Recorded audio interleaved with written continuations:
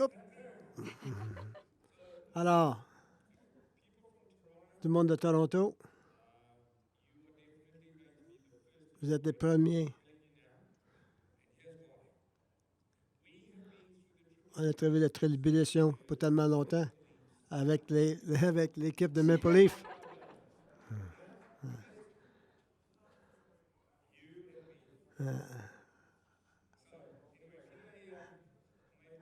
Je vais être partisan des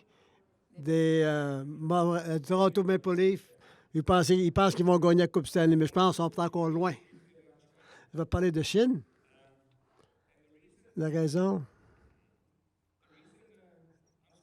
que je parle de la Chine, parce que notre homme à Chine Rocky ne peut pas être ici. Le gouvernement ne laisse pas partir. Un petit peu de pression. Alors, vous avez vu qu'est-ce qui se passe à Hong Kong? Les émeutes, vous lisez dans les journaux et la télévision, la violence, la persécution. C'est réel. C'est une mesure qu'il ne peut pas être ici. Le gouvernement ne laisse pas aller. OK, il fait encore le ministère là-bas pour nous, en Chine, plus lentement. Il fait attention. Nous continuons comme Canadiens. On ne va pas comme on allait dans le passé. C'est trop dangereux. Non, pas seulement pour nous, surtout qu'on nous sommes Canadiens, avec le problème avec l'industrie là-bas et l'affaire qui se passe avec le Yarier, les hommes d'affaires qui sont arrêtés, tout ça. Fait qu'on ne veut pas que ça arrive à nous non plus. Fait que là, on n'ira pas en Chine. On va supporter lui qui fait le travail. Elle est en train de dire que la Suède, ils ont donné des fonds pour 35 000 écritures pour la Chine. Ça va peut-être passer à travers Rocky. Il va prendre ça lui-même. Il va aller avec 4 provinces là-bas. C'est un petit peu plus slow que l'avancée. Mais la parole de Dieu continue à travailler là-bas pareil. Nous avons la revue Espoir, quelques années passées. Et ça aussi, ça ralentit un peu. Pas à cause de nous, ou le manque d'argent. Mais il y a toujours une excuse pour le gouvernement. Pourquoi on n'a pas imprimé la prochaine gang de livres? Et ils appelaient, est-ce qu'on peut imprimer 100 000? Pas ce mois-ci. On est en train de changer le plan, là, la facture, la manufacture. Le prochain, pas ce mois aussi, parce que le gars qui prend les décisions est en vacances. On appelle le monde après pour ça. Le gars, il jette le papier. Il est rendu un camp quelque part. Mais pour faire les choses en Chine, c'est lent. Des fois, c'est difficile. Mais le travail continue pareil. On ne voit pas autant de ce qu'on a vu dans le passé. La situation à Hong Kong est pire. Une chose, Calvin, on a été là avec Arthur parce que nous croyons qu'une des façons qu'on va agrandir notre ministère en Chine principale, c'est à travailler à travers Hong Kong. Nous avons été là. On a mis de Rocky à Hong Kong. On s'est rencontrés pour 2 jours. On a rencontré les partenaires. Et on a travaillé avec une stratégie quelques jours. Après, on est parti retourner au Canada. Et c'est là que toutes les émeutes ont commencé.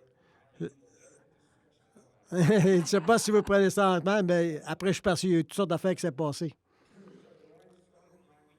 Alors, 9 semaines passées, à Hong Kong, il y a eu des émeutes qui ont commencé 9 semaines passées. Je suspecte que ça va être un autre problème qu'il y a eu dans le passé. Les émeutes ont été arrêtées par le gouvernement. Le premier ministre de Hong Kong, c'est juste une mopette, quoi, de la Chine principale. Elle ne lâchera pas. Même s'il y a 5 millions de monde qui crient contre elle, la Chine principale va s'assurer. Les communistes n'alloueront pas Hong Kong de gagner. Alors, il faut payer pour nos frères et sœurs à Hong Kong.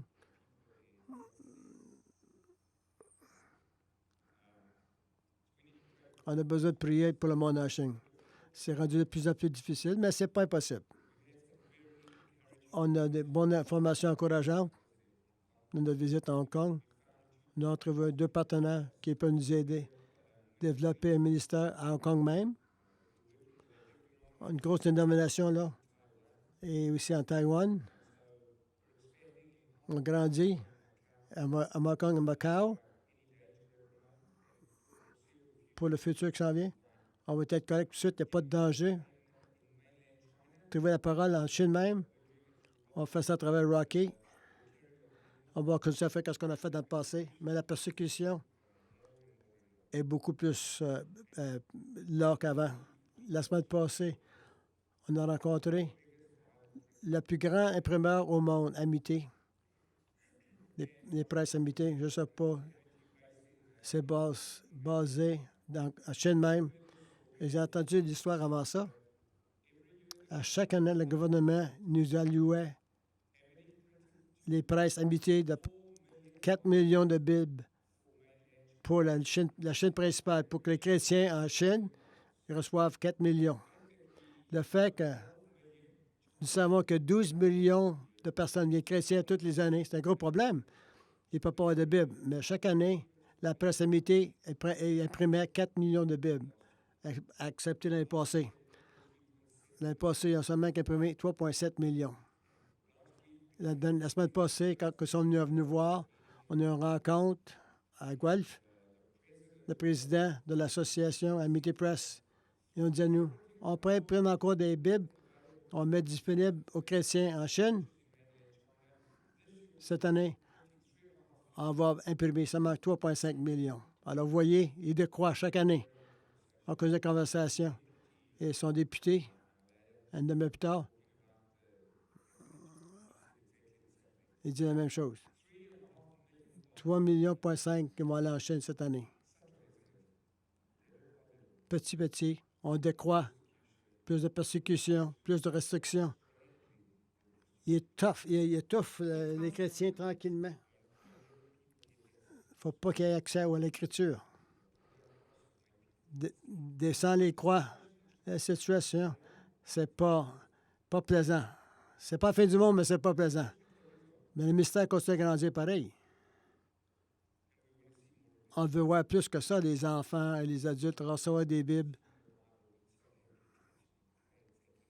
Merci à Dieu de recevoir ça. Ça va arriver, mais pas si vite qu'on pensait. Je finis de partager Rocky. Il y a du danger. Il ne voyage pas en avion ou en train. Il faut que tu donnes ton passeport. Il ne faut pas que quelqu'un suive. Il conduit son auto à place. Il va en autobus pour les différentes parties de Chine. Il n'y a pas d'un danger immédiat. Le monde savait que la sécurité, il travaille pour une organisation chrétienne. Il ne donne pas du temps dur, c'est un site, mais on ne sait pas longtemps que ça va durer. Je mets sa photo là. Je veux que vous priez pour lui. C'est difficile, là. Que vous vous rappelez de lui dans vos prières. Il a besoin de notre support. Il fait partie de notre famille. Cette valeur qui ne peut pas être ici parce que ça aurait été tout un plaisir de l'avoir ici, partagé. Continuez de prier pour lui. Qui répand l'Évangile en Chine. Et une nouvelle initiative à Hong Kong, Macao et Taïwan, dans les mains de Dieu. Et que Dieu aime son peuple. On faisons notre partie et laissons le reste à Dieu. Amen. Merci.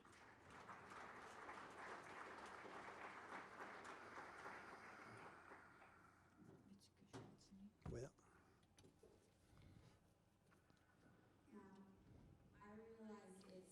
Je réalise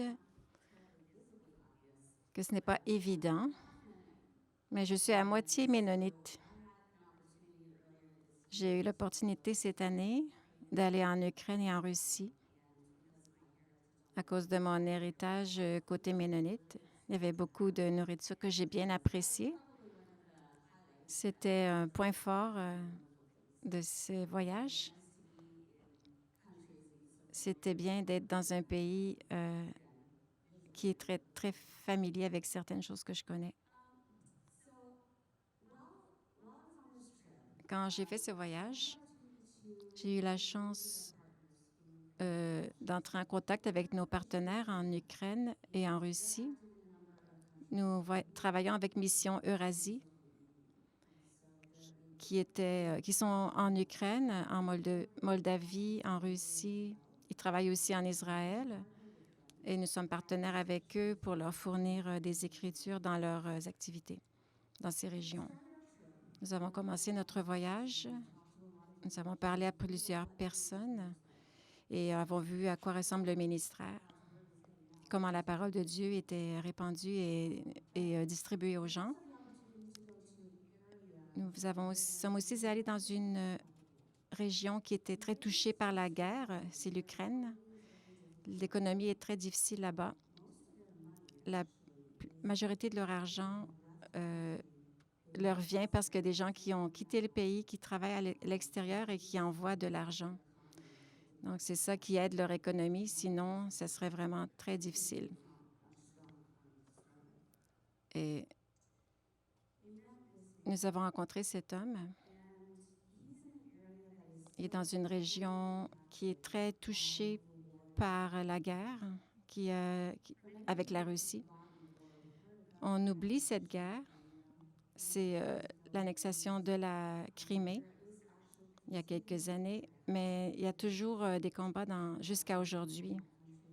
Et beaucoup de gens en ressentent les conséquences, en subissent les conséquences. Certains dans ces régions sont encore touchés par cela.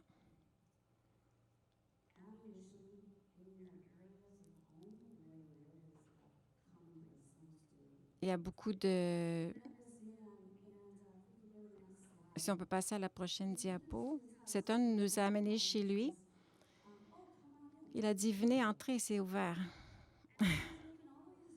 Il faisait des blagues sur sa situation.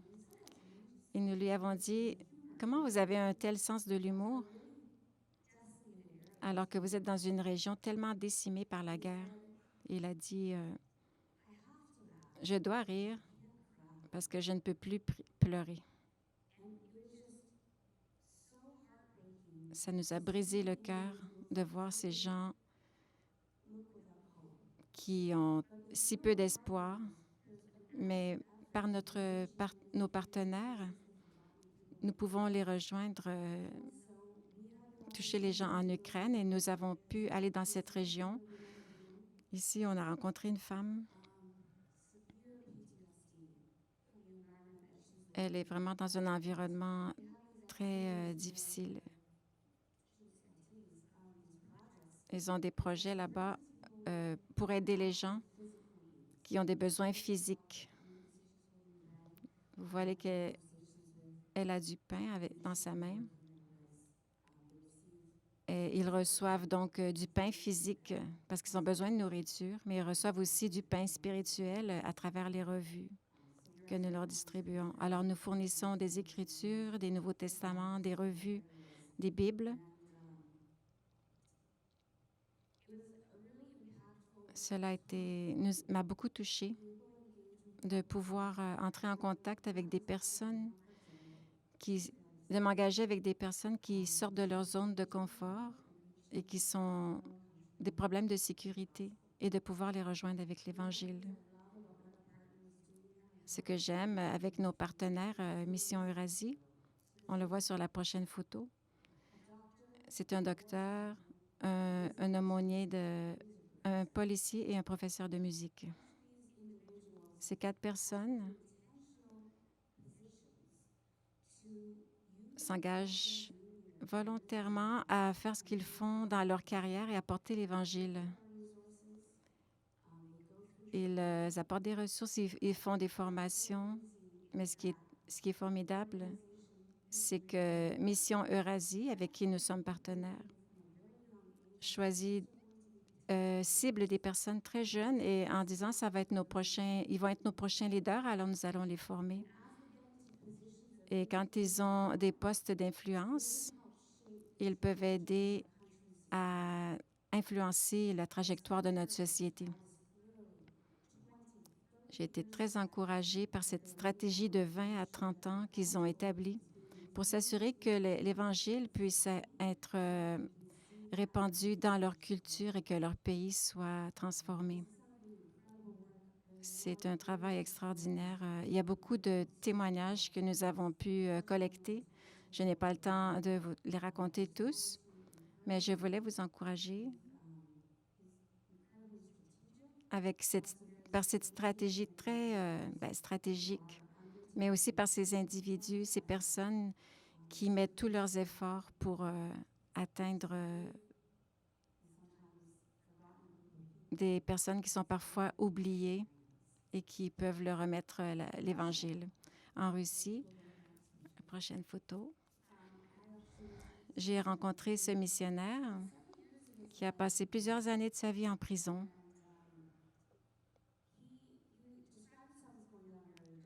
Il a dit qu'il a traversé une période très sombre, mais il a entendu le message de l'Évangile et la transformation qui s'est produite dans sa vie.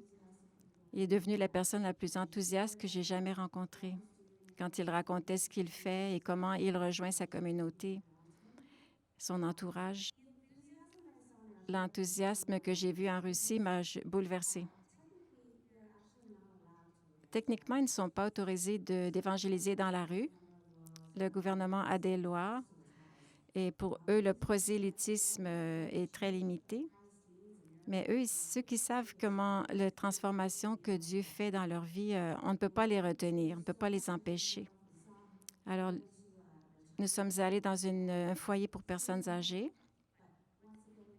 Encore une fois, en Russie, ça ressemble plus à un groupe de personnes qui sont oubliées.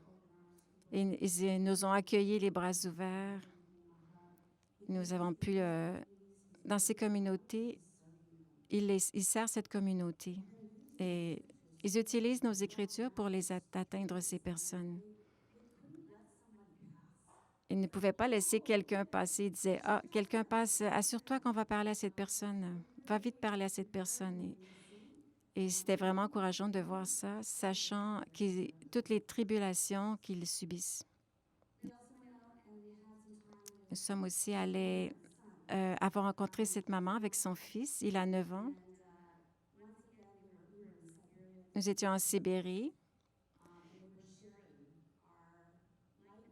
Et ils étaient en train de distribuer nos revues Lumière et Étincelle. Et ce petit garçon, on l'appelle le petit évangéliste. Il allait voir des filles d'à peu près 14 ans, puis il leur disait, « Lisez ceci, vous allez être contente, vous allez être heureuse. » Les personnes en Russie, ce pas les personnes les plus joyeuses et souriantes, mais il était vraiment engagé à rejoindre les autres jeunes de son pays avec ce message. Sa mère a essayé de parler à des personnes. Il y a un type qui lui a dit, il a dit de se taire. Elle a continué à marcher avec lui quand même. Et 15 minutes après, quand elle est revenue, dans ces 15 minutes, lui, il cherchait sa maman. Il se demandait qu'est-ce qu'elle faisait, sa maman. « Dépêche-toi, maman. » Elle revient et il lui dit, « Maman, pourquoi tu es restée longtemps comme ça avec ce gars? » Elle lui a dit, « Parfois, il faut écouter. Parfois, les gens disent non, mais ils sont blessés et on a besoin de les écouter et de discuter avec eux. » Il a dit, « C'est bien que tu partages l'Évangile avec les gens, mais c'est plus que de juste leur donner une écriture. » Cette maman était comme en train d'enseigner son fils de 9 ans qui est tellement enthousiaste. C'est sa mère qui le forme à faire cela. Finalement, ce jeune homme, nous avons passé du temps avec Kostya. Nous sommes sortis de l'avion. En Sibérie, il y avait des gros flocons de neige. Je ne savais pas qui il était. Plusieurs ont rencontré Pavel. C'est un partenaire extraordinaire. Nous l'aimons beaucoup. Il nous a rencontrés à l'aéroport.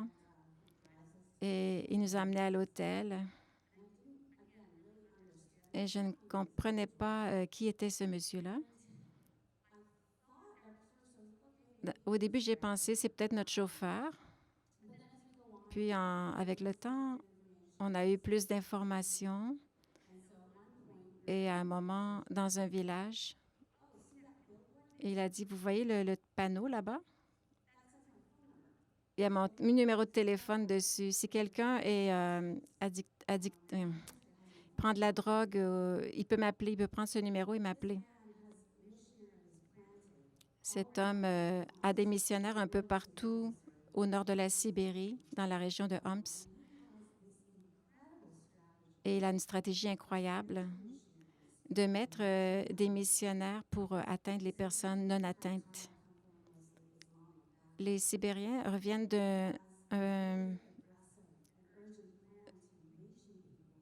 ils ont une histoire musulmane, mais lui, il veut atteindre les personnes dans cette région.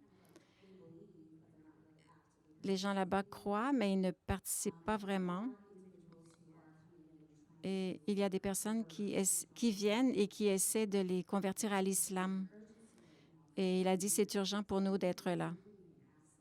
Il y avait des routes, on pouvait même pas accéder. C'était au mois de mai parce qu'il y avait trop de boue. Les camions ne pouvaient même pas passer. Seulement les camions pouvaient passer. Lui, il a une entreprise, il est un pasteur, il implante des églises, il travaille avec les drogués, les personnes qui ont des handicaps, qui sont ostracisées, mis à part de la société. Et il a vraiment un plan bien réfléchi pour d'atteindre les gens et de répandre l'Évangile dans ces régions nordiques. Il a dit, ces ressources sont tellement bonnes, vraiment, il n'y a rien qui s'y compare.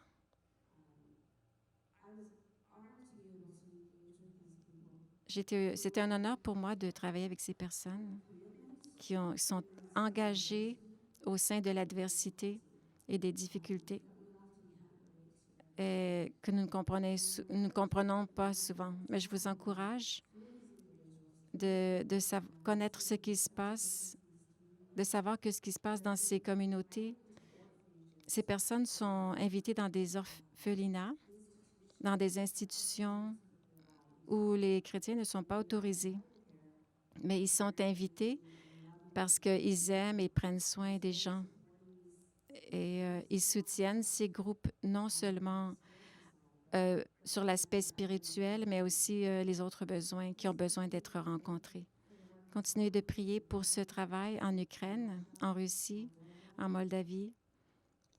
Et priez pour les personnes qui sont là sur le terrain, pour Pavel, Denis, Sergueï,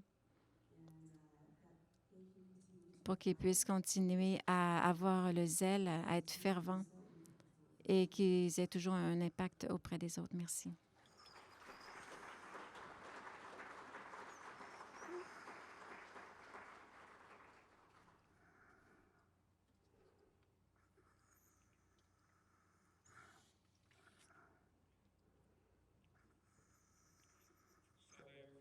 Alors, il m'a donné quelqu'un pour m'aider. Quelqu'un prend soin de moi. Un chaperon. Chaperon. Très important. À la fin, quand j'ai fini, Alejandra, mucho gusto, c'est bien de vous rencontrer.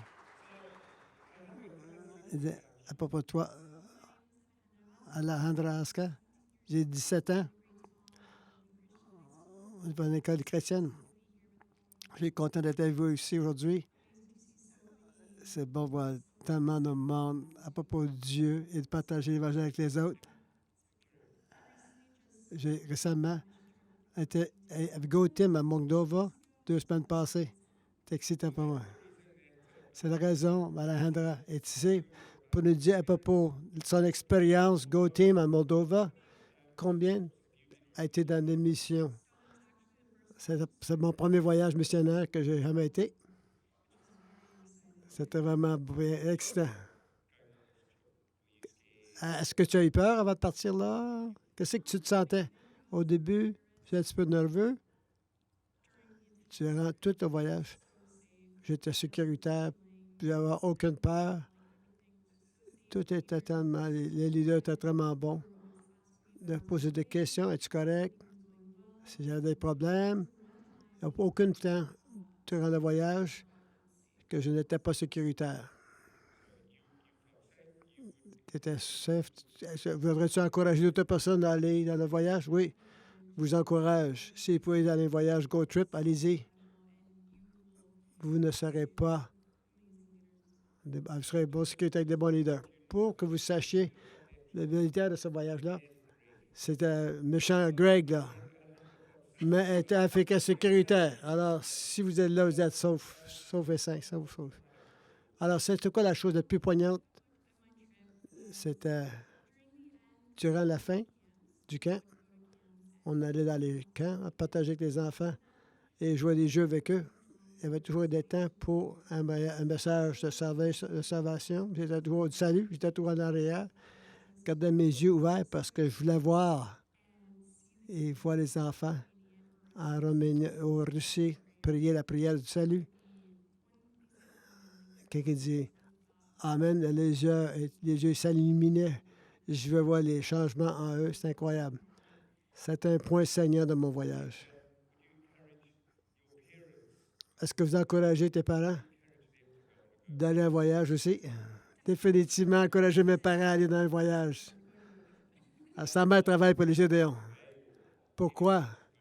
N'importe quel Gédéon devait aller, ces voyages-là. C'est une chose qu'on apprend des choses, d'avoir dû bouger, non seulement au Canada, mais dans d'autres pays, spécialement quand vous voyez ça face à face et vous vivez ça en personne. C'est incroyable.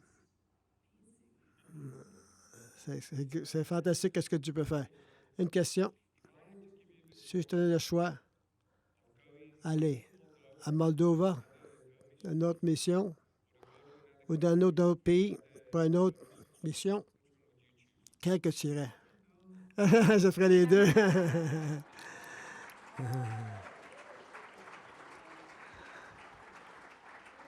Je ferais les deux, qu'elle dit. Une chose que je n'ai pas dit à Alejandra, qu'elle va voyage à Chili au mois de novembre. Elle, vous avez entendu au début. Alors, mon nom, c'est Alejandra. J'ai 17 ans. Elle est le plus jeune membre de Gédéon Canada.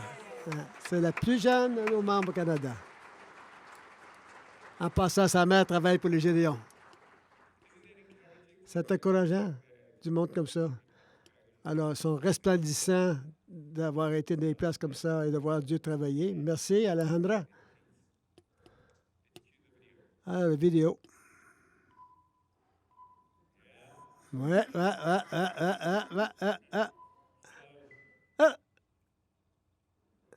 Zéro. Peut-être que Jésus va marcher à travers les portes, qu'il dit. Je vais partager avec vous très rapidement. Afrique. On a mis ce ministère-là à travers mon ami Gary. On met un projet ensemble. On était à Kenya l'année passée, avec grand succès. Vous avez lu les histoires dans les lettres qu'on nous a envoyées, le temps qu'on a été arrêté par une équipe de monde, du monde de village. Dites oui, s'il vous plaît. On a fait une présentation dans un village, dans un petit village. On a une grosse célébration. On a donné à chaque personne du village une Bible. C'est une belle expérience. Vous avez les vidéos. La pluie tombait comme des clous.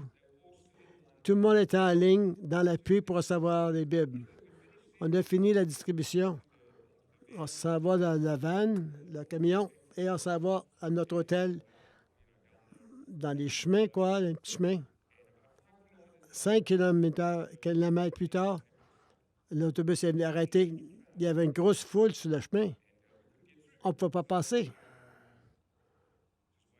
On attendait, on regardait notre guide. C'est le boss. Il dit, écoutez, je vais aller voir ce qui se passe. Il sortit du boss. L'autobus, tout le monde criait, qui entouré l'autobus. détresse de nous, ne savait pas qu'est-ce qui se passe. Notre guide revient, et ça va nous dire, écoutez, il ne sera pas passé. Il veut qu'on sorte de l'autobus. Tu peux t'imaginer, je pensais. Alors, avec des bachettes, là, avec des épées. On ne sait jamais qu'est-ce qui va se passer là-bas. J'ai dit à lui, Moya, qu'est-ce qui se passe? Relax, relax. Sors de l'autobus. On sort de l'autobus. C'est un petit minibus en passant. Cette petite femme-là, elle vient à moi. Peut-être mon âge. Alors, je se mets à point, mes doigts sur mon estomac. Moi, elle dit, où sont mes bibles? C'est pas souvent que j'ai pas de mots à dire. Mais là, elle pointait dans mon estomac avec ses doigts. Elle dit, on sait que vous avez été au village, vous avez donné des bibles là-bas. Et que ça, on a nos bibles à nous. J'ai dit, on en reste plus. Je te crée pas, elle dit. Je vais voir l'arrière de l'autobus. On voit l'autobus, il n'y avait pas rien, il n'y avait plus rien, tout est parti. Vous voir, on a tout parti, on a tout donné les bibles. Regarde-moi, elle dit, pourquoi tu as donné à Dieu des bibles, mais pas à nous? Pourquoi ils sont meilleurs que nous? Non, ça n'a rien à faire avec ça. On avait amené seulement 3000 bibles, on les a toutes utilisées. On ne en reste plus. Elle dit, OK. Est-ce que tu vas revenir amener mon village des bibles? Qu'est-ce que tu dis à ça? À ce moment-là, elle prenait son figuet, elle n'avait pas une machette avec elle, mais elle dit, je vais te laisser aller. Si tu enseignes à mon village, si tu prêches à mon village, puis tu promets d'amener des Bibles. C'est même le cœur de l'Afrique. On retourne là-bas en passant. La semaine passée, j'ai cherché le courriel d'un des pasteurs avec qui nous avons travaillé dans le voyage de Kenya. Il dit, frère Georges, le travail d'évangélisation dans la revue de l'espoir qu'on a porté des fruits, un homme, il a renoncé, le musulman, il a reçu Jésus comme le Seigneur de sa vie. Cette semaine, quand un de nos pasteurs partageait l'Évangile avec lui, il a décidé de changer sa façon de vivre. Le pasteur, ils s'associent tous de la revue Espoir qu'on reçoit de Sherwood Durwood. Beaucoup ont donné leur vie à Jésus-Christ. Et je veux acheter sa première Bible, moi-même. Le manque de Bible pour les nouveaux convertis continue à être un grand besoin. On cherche d'aller de l'avant quand votre équipe revient une fois, encore une fois. C'est fantastique, n'est-ce pas? Et ce qu'on ne laissera pas tomber. On parle une fois, puis on ne retourne pas. Alors, rapidement, voici l'homme qui a reçu la revue Espoir, qui a converti du musulman. En janvier, on fait 2 voyages au Ouganda. Voici que je dis à vous, Rolex. Ça veut dire quoi, une montre? Ça, c'est un Rolex Uganda. C'est un genre de sandwich, quoi. Hein? C'est incroyable, hein? Ces choses-là, ici, c'est des patates. Ça, c'est des patates irlandaises. On appelle ça des patates irlandaises. De cette crème à glace-là, ça vient de Uganda, Ben & Jerry. Savez-vous ça? Quand est-ce que vous allez venir au Uganda? Goûter des Rolex et des patates irlandaises. Si vous allez en arrière, vous allez trouver les formulaires pour l'information, non seulement pour Uganda, 2 en janvier, j'ai besoin de vous donner. Alors, la dame, il va m'attaquer avec son épée, là. Le Pérou, Ukraine, aussi Haïti. Je vous encourage à aller en arrière, après cette session, signer pour un voyage Go Trip, expérimenter les choses qui se passent et devenir notre prochain Allahanda. Merci.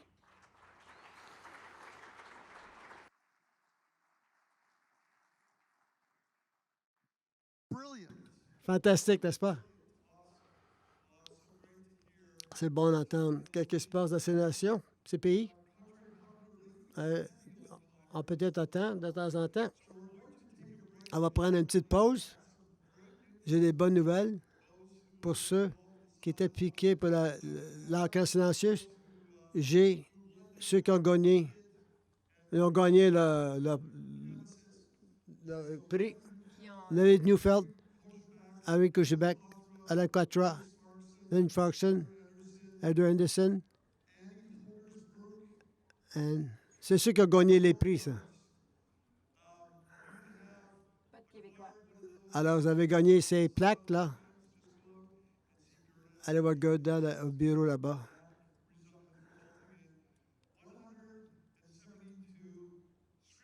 « 172 écritures qui ont été divisées au Canada à travers le monde. » Merci pour ceux qui ont pris ces prix-là. C'était une enquête silencieuse. Jojo, si tu vas apprendre l'Ougandais, alors il parle en Swahili. Il a été missionnaire là dans le passé. Alors, on a 10 minutes de pause. On revient. On va d'autres choses. On va pas de partie de le ministère. On va faire de la prière après ça. On va avoir un temps d'amitié. On revient dans 10 minutes.